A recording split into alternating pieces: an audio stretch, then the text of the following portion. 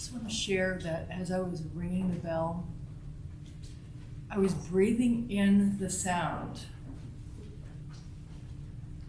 And it just kind of reverberated in me. I hadn't really ever thought of ringing the bell and breathing in the sound before, so I just wanted to share that with you. So good morning, everybody. Good morning. It's kind of rainy and kind of cold, but it's not snowing, and we're all here, and it's lovely to see everybody. So thank you for making the effort to be here. It's wonderful to be together. Please stand in body or spirit as we sing our gathering hymn and your teal hymnal, and that's Come and Go With Me, number 1018.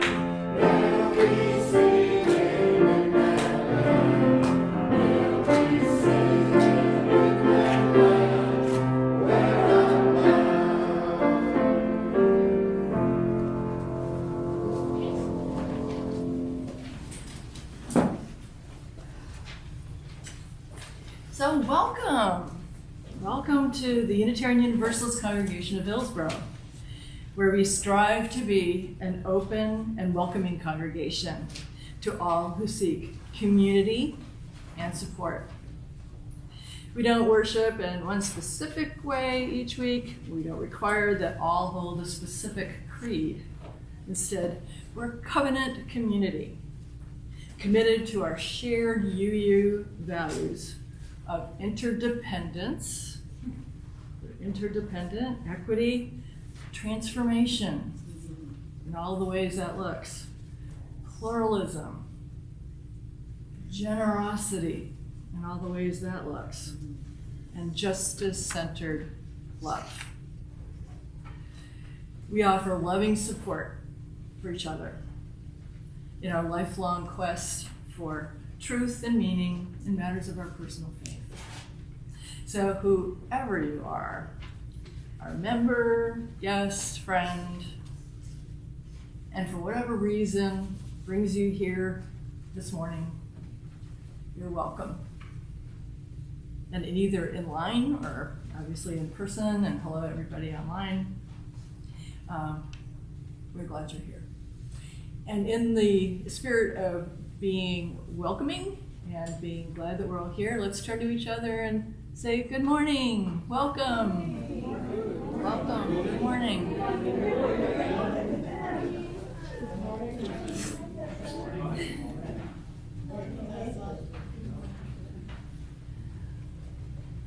My name's Linda Seligman, and I'm the worship coordinator.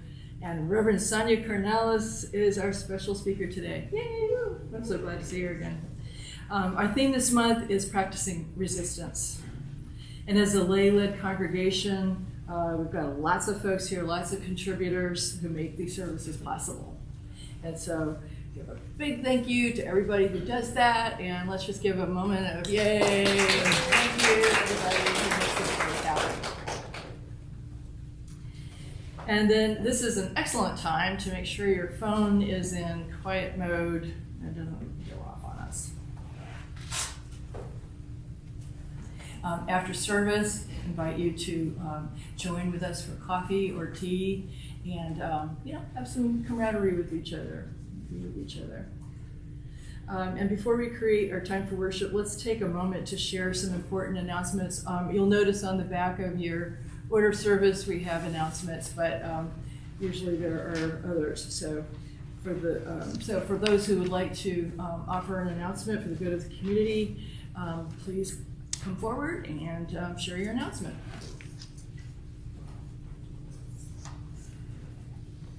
Hi everyone, my name is Kim. As probably most of you know, we keep a pride flag proudly flying over our sign at the corner of Lawrence and NC10. Sometime between Thursday and yesterday afternoon, it was vandalized, the pole was bent, and the flag was ripped off. I have filed a report with the Sheriff's Department, but if anybody has happened to have driven past within that window and can help us narrow down what had actually happened, that would be useful information. Please see me after the service. And we have a cow next weekend. And we have a committee of the whole meeting next weekend, and we are working quickly to get another flag back up, just to very quickly show these folks that we won't be held up. Yay. Yay.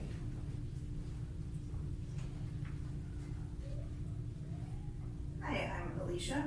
I'm looking forward on the calendar to the upcoming spring Jewish holidays, and I will be hosting Tu B'Shvat on February 1st, which is the first weekend of February, and then in the first weekend of March we can have Purim, and the first weekend of April we can have Passover. What I am interested, I haven't hosted Purim here before, but I've hosted it at my house for smaller groups that were interested. So my question to you is really, are there people who are interested in me hosting Purim here, or should I just continue to do it at my house? Like, I don't know really the level of interest that you have in Purim. So if you are interested in me doing Purim here, please convey that to me. If people are interested in it, I will be happy to host it. So that's kind of a request for feedback about Purim. Alicia, what's Purim? Purim is, so what I usually do for Purim, I call it cookies and costumes. For Purim is kind of like a costume holiday, like Halloween. People dress up and we make special cookies called Hamantaschen. So my Purim event is usually just dress up in fun costumes and make cookies that are like a specific triangle-shaped cookie. That's kind of, and tell the story of Esther. And that's pretty much like all I usually do for Purim, but if we want to have a bigger group for Purim, I'm happy to research and do more. And speaking of that, if you are interested in helping me to plan and to coordinate Jewish holiday celebrations, I'm happy to have your input and help with that. I'm thinking of calling it Jewish Unitarian Universalist of Hillsborough, or Jew. So if other people want to help me coordinate Jewish holidays, I'm happy for that assistance. So that's my announcement. Secondarily, I also have the announcement that for Earth Justice, we're supposed to be doing tree planting at the confluence tomorrow with the Eno River Association if you have off of work, although I think it's going to be really cold, so I'm a little bit worried about that. But that's what they have planned, tree planting in January. So that's what I'm signed up for. If you also want to do tree planting in the cold in January, I can help you find the registration link to get hooked into that.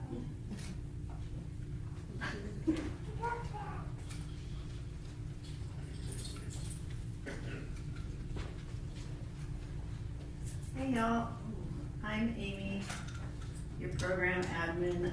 You're having a Pathway to Membership class after service today, so if you're interested in learning more about our congregation, please stick around. I have a couple of things I just wanted to highlight, and that is, you know, the fall of our democracy. It's kind of a problem, and if I'm anti the fall of our democracy, and if you are too, there are some ways to get involved. UU Justice and C hosts Friday Action Hour every week at 11 o'clock on Zoom. If you're free, or if you can coordinate your lunch hour for 11 o'clock, please join. They have a speaker come and talk about something going on, usually very local to North Carolina, and then there's an action that we have time to take together in the Zoom call, which is like, you know, writing an email to your representatives or calling them on the phone or doing letters to the editor, things like that. So if you're feeling a bit overwhelmed by the state of everything right now, that's a really good way to engage locally and affect change. The other thing I want to draw your attention to is another Zoom meeting that happens on the second Monday of every month, and that's called The Gathering, and that is hosted by the UUA's Side with Love group, which is like the big justice department of the UUA, and it's kind of the same thing, very faith-based, action-oriented, what's going on and what you can do about it to live out your values as a Unitarian Universalist. All of that is in the newsletter, along with links. They're open to anybody that wants to participate. Please check it out. Yeah, that's important to me, and I hope it's important to you too. Both those places are really cool places to get involved. I probably have more to say, but I forgot. Oh, Kim got us a fridge. We have a fridge now. That's pretty cool. I'll just add one more thing to what Amy said. It's not you specifically, but every Saturday from 11 to 12, there's a protest in downtown Hillsborough, and you can bring a sign for whatever you want. Keep it clean, family friendly, and then you just show up any Saturday from 11 to 12.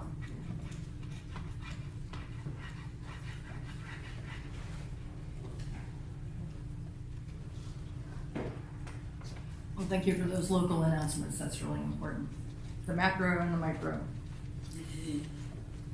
So let's prepare ourselves for our time together.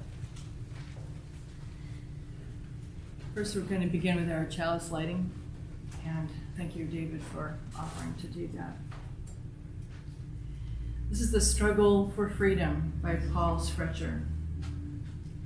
We light this chalice in memory of the courage of those who have struggled for freedom, the persistence of those who have struggled for freedom, and the love for those who have built beloved communities to carry on the light of hope. And I'd like to briefly welcome Reverend Sonia Cornelis, and I'll be telling you more about her sermon.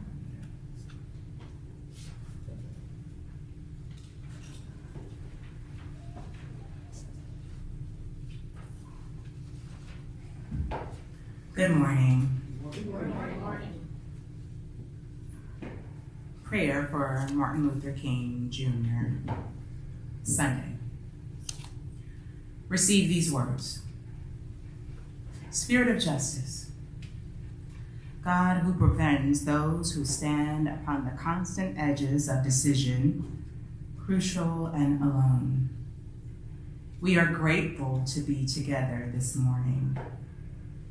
Together, especially to remember Reverend Dr. Martin Luther King Jr. Not only him, for there were thousands of unnamed women and men who put their bodies and lives on the line so that all may be free. And yet, freedom comes at a cost. And we know that racism and homophobia and ageism and ableism, sexism and classism, all of these often unacknowledged realities prevent us from fully knowing one another. for creating the beloved community spoken of by prophets and ordinary persons alike.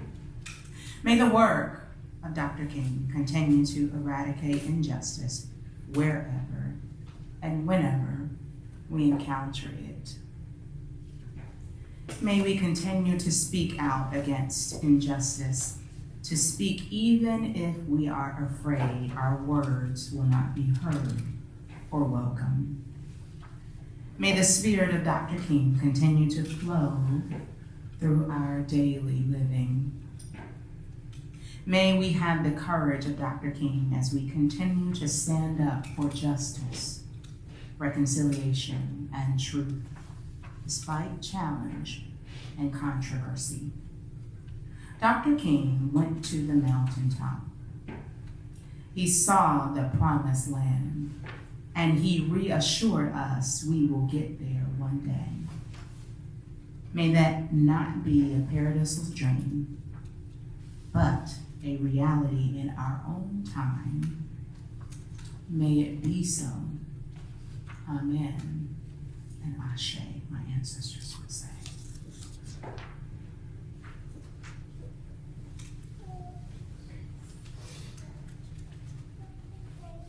Now please rise and body your spirit as you're able, as we sing our opening hymn. Lift every voice and sing number 149 in your great hymnal. With the harmonies of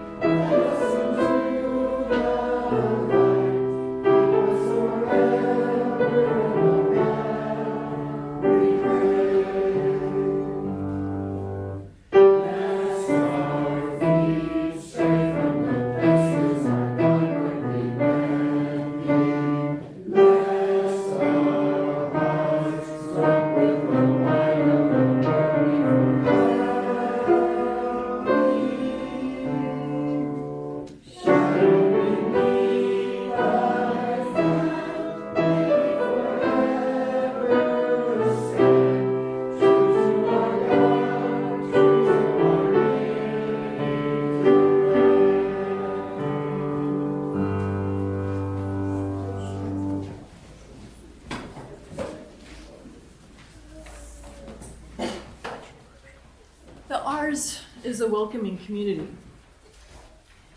where we find connection. We replace our flag when it is stolen. We are a welcoming community. We're sticking by that. And a sharing community where our joys are celebrated.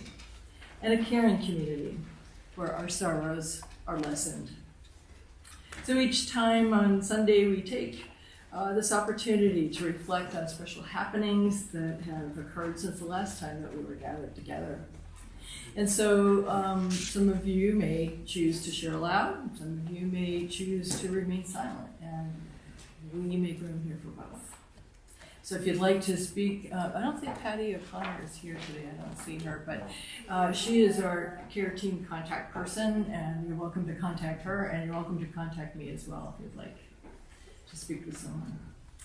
And for those of you who would like to share aloud, please take a moment to center yourself and to collect your thoughts so that what you share this morning is personal, heartfelt, and brief enough so that everyone can share. Let's just pause a moment.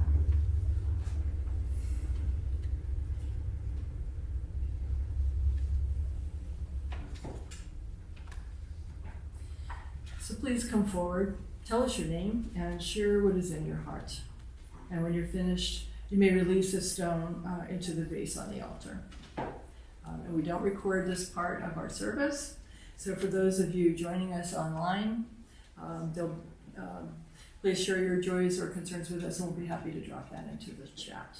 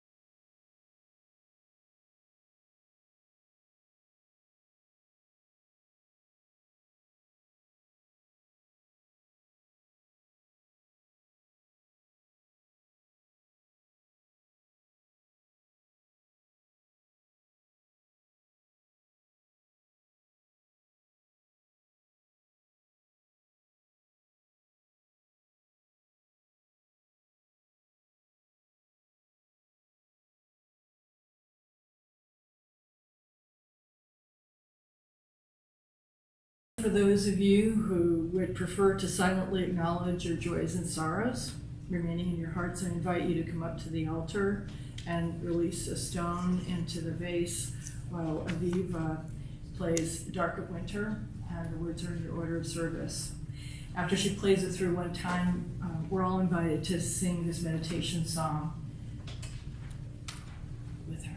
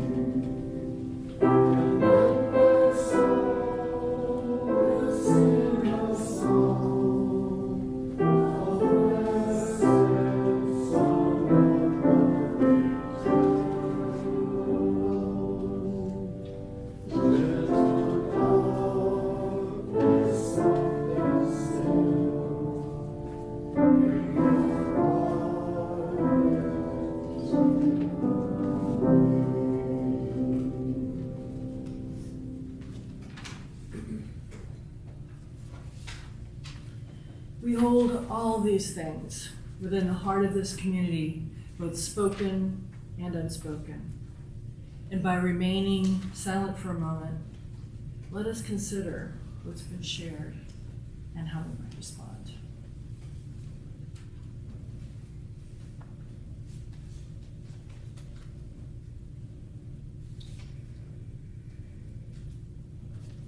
And let us close together with Amen and blessed be. Amen. Blessed be. And let us hear from our religious exploration folks. What are you learning and doing in RE? Who's doing RE today? Not me.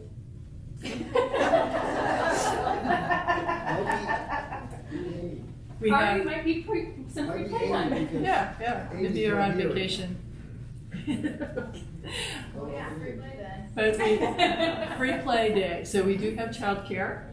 Yes, and it's free play day. Sounds good to me. Do you want to do the singing children to class? Okay, great. Which is on the inside of your back cover of your grade.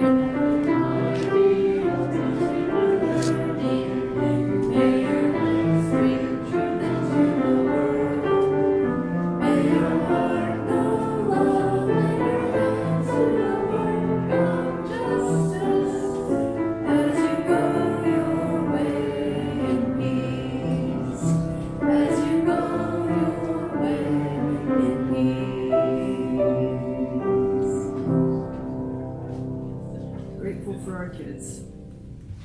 And now I'd like to tell you a bit about our speaker today, Reverend Sonia Cornelis, who I know from chaplaincy at Rex Hospital, so we know each other.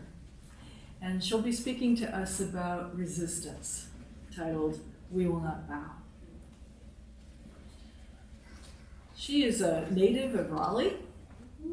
She was educated in the Wake public school system, earned a BS degree from East Carolina University, a master's degree from North Carolina Central, and a master's in Christian practice with a certificate in Black Church Studies from Duke Divinity School.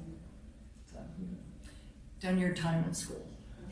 Sonia is married to David Cornelis and are the proud parents of their son Asher David, who's turning 3, right? Wow. Yeah, and we've seen him over a period of time. I'm sorry he's not here today.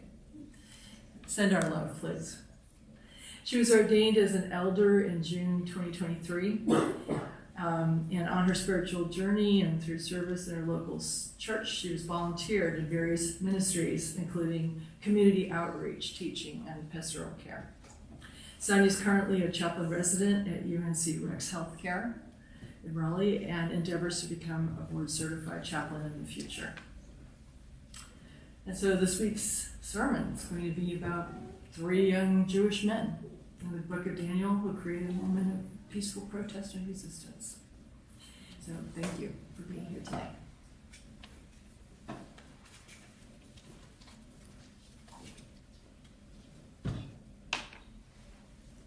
Good morning.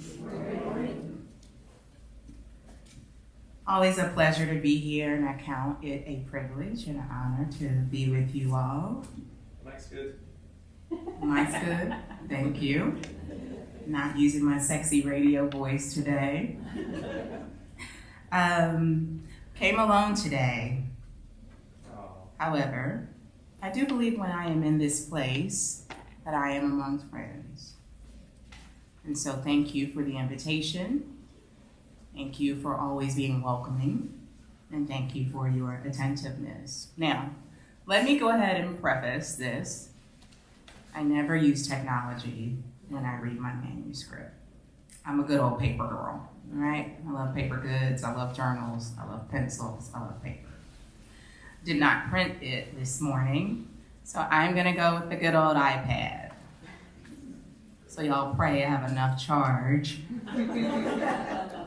As this is a first, you all write this down in history. This is the first I will be using a piece of technology. I guess paper and pencil were once technology, right? Yeah. New technology for me in speaking and preaching my manuscript. And I'd like to take the privilege this morning. I usually will read about a verse or two, but I do believe that it's necessary for me and for all of us to hear a couple of passages from this story. It is a story out of the book of Daniel. And I hope that this will bring a little bit of clarity and help set up my sermon for today. So thank you for your diligence in listening. For I'm going to read about 18 verses, which I never do in this setting. Maybe if I was at my home church, I would. We stay in church much longer. So thank you again for indulging me this morning in both areas. And if I hold it, it's because this is all new to me. Also, I feel like it's time for me to go see the optometrist. I think I'm getting on the side of, I'll be 47 in May. I'm having to squint a lot when I look, so I think it's that time for me to get some support. Okay, my friends, the book of Daniel, chapter 3, verses 1 through 18, and it reads as such.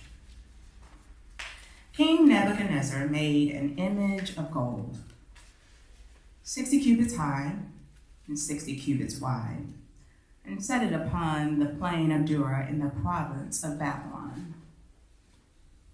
He then summoned the satraps, the prefects, the governors, advisors, treasurers, judges, magistrates, and all of the other provincial officials to come to the dedication of the image he had set up.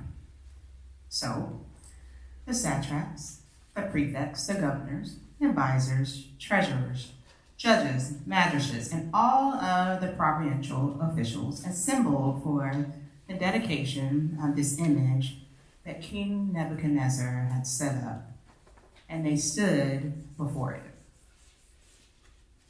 Then the herald loudly proclaimed, nations and people of every language. Nations and people of every language. This is what you are commanded to do. As soon as you hear the sound of the horn, the flute, zither, the lyre, the harp, pipe, and all kinds of music, you must fall down and worship the image of gold that King Nebuchadnezzar has set up. Whoever does not fall down and worship will immediately be thrown into a blazing furnace. Therefore, as soon as they heard the sound of the horn, the flute, the zither, the lyre, the harp, and all kinds of music, all the nations and people of every language fell down and worshiped the image of gold that King Nebuchadnezzar had set up. At this time, some astrologers came forward and denounced the Jews. I said to King Nebuchadnezzar, "May the king live forever.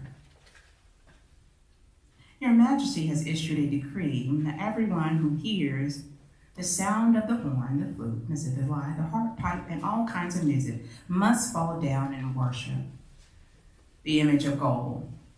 And then whoever does not fall down and worship will be thrown into a blazing furnace. But there are some Jews whom you have set over affairs of the province of Babylon, Shadrach, Meshach, and Abednego, who pay no attention to you, your Majesty. They neither serve your gods nor worship the image of gold you have set up." Furious and raged, Nebuchadnezzar summoned Shadrach, Meshach, and Abednego. So these men were brought before the king, and Nebuchadnezzar said to them, "Is it true, Shadrach, Meshach, and Abednego, that you do not serve my gods or worship the image of gold I have set up? Now when you hear the sound of the horn, the flute, the zither, the lyre, harp, pipe, and all kinds of music, if you are ready to fall down and worship the image I made, very good. But if you do not worship it, you will be thrown immediately into a blazing furnace. And what God will be able to rescue you from my hand?" Shadrach, Meshach, Abednego replied to him, "King Nebuchadnezzar, we do not need to defend ourselves before you in this matter. If we are thrown into the blazing furnace, the God we serve is able to deliver us from it. And he will deliver us from your Majesty's hand. But if he does not, we want you to know, your Majesty, that we will not serve your gods or worship the image of gold that you have set up." This is the reading of the Holy Scriptures. Bob Marley and the Wailers released the song "Get Up, Stand Up" in 1970. I got some witnesses already. The chorus goes like this: "Get up, stand up." Y'all sing with me. "Stand up for your rights. Get up, stand up. Stand up for your rights. Get up, stand up. Stand up for your rights." And you take it high. "Get up, stand up. Don't give up the fight." It has been noted that this song was written as a message of empowerment and resistance, urging listeners to take action and fight for their right. In fact, Amnesty, a nonprofit for human rights, has adopted this song as its anthem.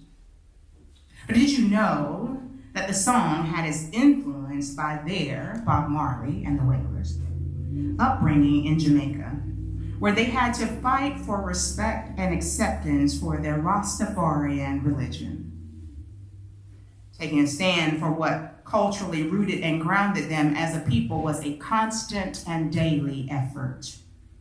And I imagine this commitment to stand firm in what they believed in caused agitation to the powers that be. Yet, day after day, week after week, month after month, year after year, they remained steady. They stayed the course. And I'm thinking that this daily practice of resistance, standing up for what they believed in, even in the face of threats, was not easy. I dare to say that it wasn't a walk in the park for them. And so I found myself thinking the same of the 3 young Jewish men whose story is highlighted in the passage that I read today. So I would be remiss if I didn't give you some backstory. Here's the backstory. During the period of biblical history, Daniel, the one whom the book has been named, and Shadrach, Meshach, and Abednego are among the first wave of Jewish people exiled to Babylon after the city of Jerusalem had been sieged by King Nebuchadnezzar. They've been taken from their homes and have found themselves in foreign land among people with different beliefs, values, and cultural practices. Daniel, who's not mentioned in the specific story for today, Shadrach, Meshach, and Abednego, find themselves being promoted in their new dwelling place. So Daniel remains in the king's court. However, Shadrach, Meshach, and Abednego oversee the affairs of the province of Babylon where the Jewish people were placed. And in spite of being exiles, things seem to be going pretty well for them. They have found favor. They are able to do their best they can to maintain a sense of community and culture in foreign land.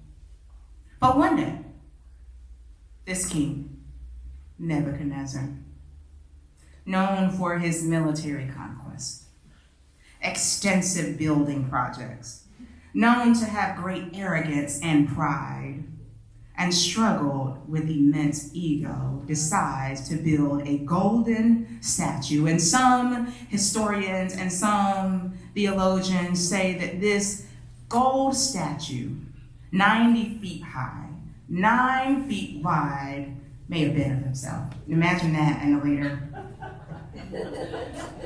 Can y'all think of anybody? Imagine that. And his harem decides to impose this ridiculous decree, as we read, didn't say King Nebuchadnezzar. It said the herald said, when you hear, right? So they impose this ridiculous decree, everyone of all nations, no matter where from, no matter what they believe, must bow down and worship it at the sound of musical instruments. And at the inaugural worship service, if you will, Shadrach, Meshach, and Abednego do not bow, as it went against the core of their belief system and what anchored them. And this small act of protest and resistance, I believe, is a powerful testimony for us today. So 3 things, and I'm going to be out your way, and I believe that we can glean from their story in our efforts of practicing resilience as a community.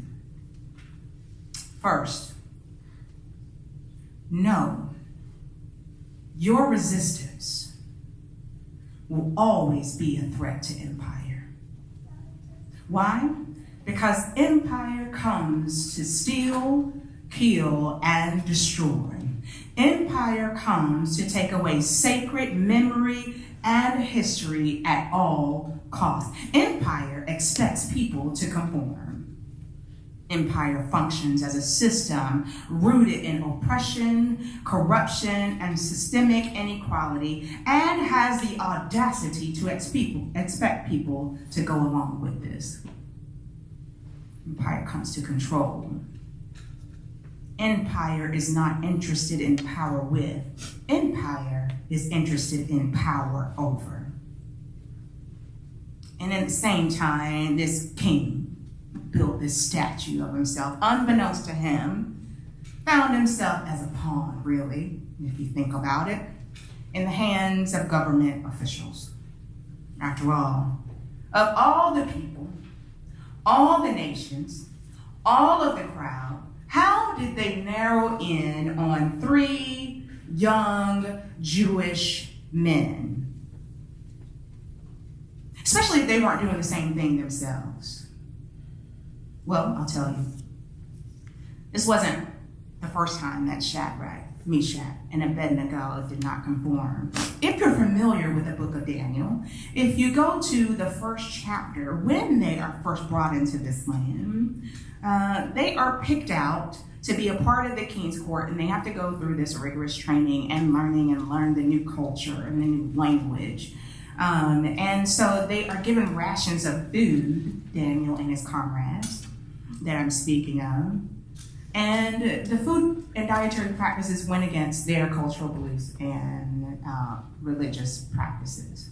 And so they talked to the chief and said, please, if you would, only serve us vegetables and grains, for we cannot eat what you eat. We won't eat what you eat.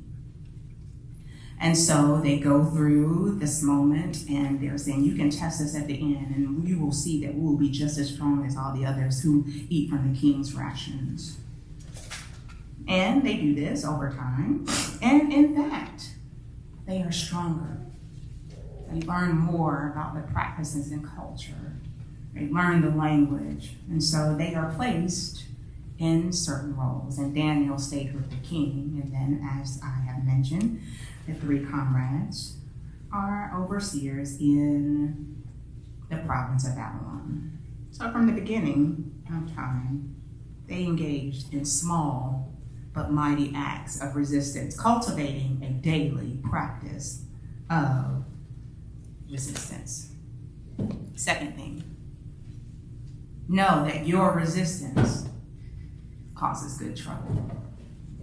The late Representative John Lewis risked his life countless times by organizing voter registration drives, sit-ins at lunch counters, and was beaten and arrested for challenging the injustice of the Jim Crow segregation of the South. And throughout his lifetime, he would recall his parents and grandparents when they would say to him when he'd go out, don't get into trouble. But Representative John Lewis found it necessary to get into, as he coined it, some good trouble. He said, do not get lost in the sea of despair. These are his words. Do not become bitter or hostile. Be hopeful. Be optimistic. Never, ever be afraid to make some noise and get into some good trouble. When we get into some good trouble, not only are we standing up for ourselves, but we stand up for and make an impact on the lives of others who have yet found the courage to do it for themselves. We make room for the inalienable rights of the other. Your act of resistance says to the powers that be, you may be in power, but we have the power. Please know that I am not here to minimize how hard this may be for some. This is not easy.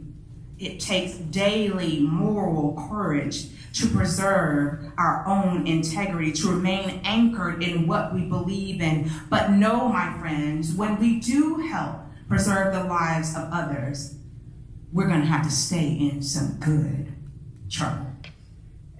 And lastly, your resistance does not need a defense. The three young Hebrew boys are faced with the threat of being burned in a fiery pit. And if you were to go on and read the rest of the story, and they rejected King Nebuchadnezzar, he had them turn the fire up 7 times over. They were told this. And when the king approaches them with arrogance, they meet the moment with confidence and courage by saying, we do not need to defend ourselves before you in this matter. Imagine that. If we are thrown into the blazing furnace, the God we serve is able to deliver us from it. And he will deliver us from you, your majesty. But if he does not, we want you to know, your majesty, we will not serve your gods or worship your golden image of yourself that you have set up. I'd like to summarize in my own words what I hear them saying. And that is, we will not bow. we will not bow. And so in the face of fear, they did not bow. With the threat of death, they did not bow. They postured themselves in what rooted them, and for them it was their faith system that was their interior grounding. All they wanted to do was maintain their identity and hold to the core values and culture that grounded them. And their act of civil disobedience said, anything less is a threat to our lives and the lives of others, and we will not stand for it.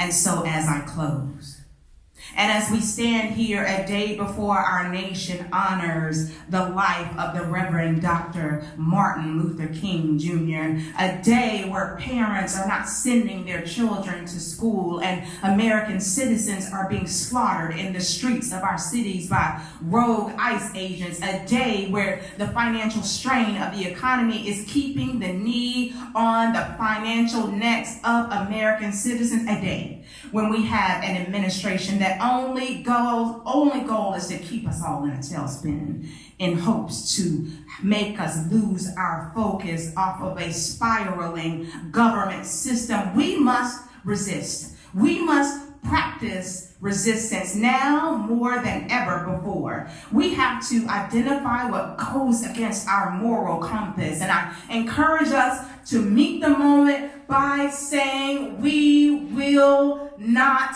bow. We will not bow to systemic racism and discrimination. We will not bow to criminalization of our immigrant sisters and brothers. We will not bow to voter suppression as an attempt to minimize the voice of minorities. We will not bow to the economic inequality. We will not bow to the disparities in our healthcare system. We will not bow to the lack of affordable and attainable housing. We will not bow to a corrupt justice system. We will not bow. We will embody resistance with being anchored in our moral disposition. We will not be echoes or spectators. We will stand face in the fear, rooted in hope. And I know what the answer for me when I say, what will I do, Sonia? And that is, I will not bow. I ask you, what is your answer today? Thank you.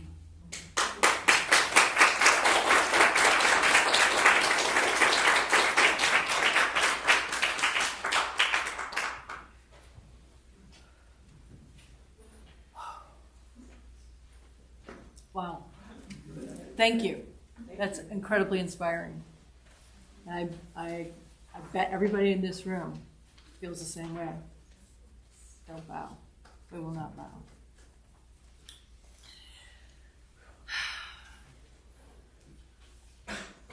So thank you for your words of inspiration and deep wisdom. And now we turn to our way of supporting our community. At this time, each Sunday we take up an offering, a monetary offering, which supports our social justice work in our Orange County communities.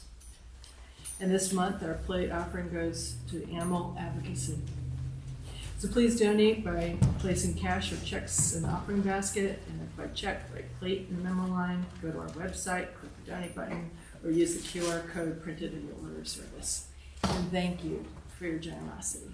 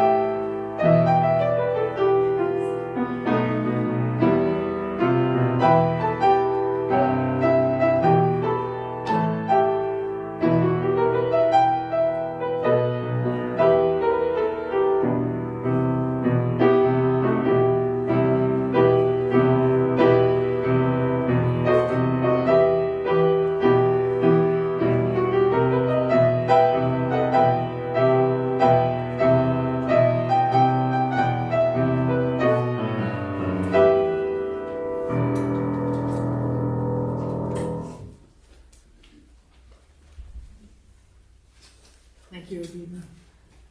But please join me in our prayer of collective gratitude found in your order of service. For the love that surrounds us every morning, for the friends beside us, and for the generous gifts just received, let us be truly grateful. Please rise in body or spirit as we sing our closing hymn, We'll Build a Land, and that's number 121 in your great hymnal.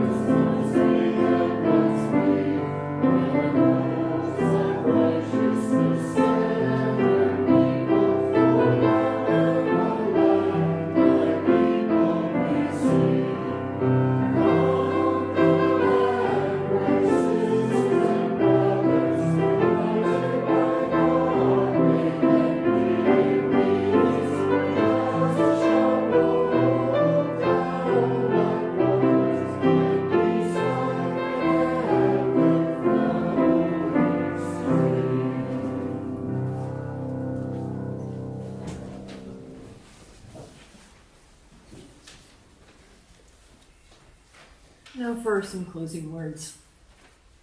A Space for Beauty by Reverend Handy Rogers. May your resistance be grounded in love. May you know when to rest and when to rise. May you remember that pushing back against harm is also a way of making space for beauty. Now please join me as we extinguish our sacred UU flame. We extinguish this flame, but not the light of truth, the warmth of community, or the fire of commitment. These we carry in our hearts until we are together again. And go in peace, my friends, and blessed be.